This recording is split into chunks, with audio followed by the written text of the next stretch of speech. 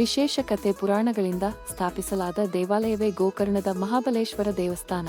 ಈ ದೇವಾಲಯಕ್ಕೆ ಸಂಬಂಧಿಸಿದ ಅನೇಕ ಸಂಗತಿಗಳು ವಿಶೇಷ ಪುರಾಣ ಇತಿಹಾಸಗಳಿಂದ ಕೂಡಿದೆ.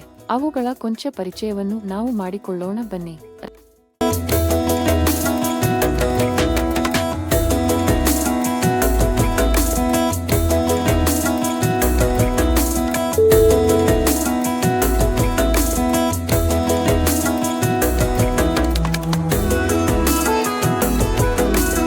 ರಾವಣನು ಗುಣದಲ್ಲಿ ದುಷ್ಟತೆಯನ್ನು ಹೊಂದಿದ್ದರೂ ಶಿವನ ಭಕ್ತನಾಗಿದ್ದ. ತಾಯಿಯ ಆಸೆಯನ್ನು ಈಡೇರಿಸುವ ಸಲುವಾಗಿ ಶಿವನ ತಪಸ್ಸನ್ನು ಕೈಗೊಂಡ.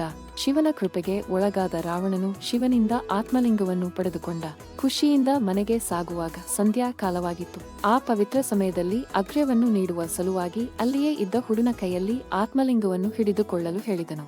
ಆತ್ಮಲಿಂಗದ ರಕ್ಷಣೆಗಾಗಿ ಬಾಲಕನ ರೂಪದಲ್ಲಿ ಇದ್ದ ಗಣೇಶನು ಆತ್ಮಲಿಂಗವನ್ನು ಭೂಮಿಯಲ್ಲಿ ಇಟ್ಟನು. ಅದನ್ನು ಕಂಡ ರಾವಣ ಸಿಟ್ಟಿನಿಂದ ಲಿಂಗವನ್ನು ನೆಲದಿಂದ ಬಿಡಿಸಲು ಪ್ರಯತ್ನಿಸಿದನು.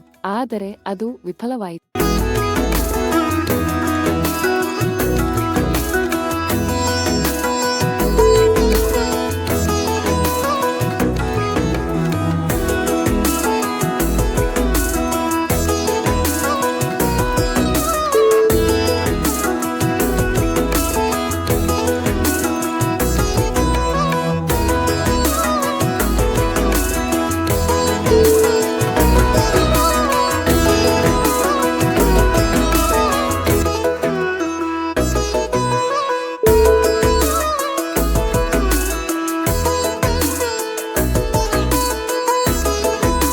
ಆತ್ಮಲಿಂಗವು ಚೂರು ಚೂರಾಗಿ ರಾವಣನ ಕೈಗೆ ಬಂತು.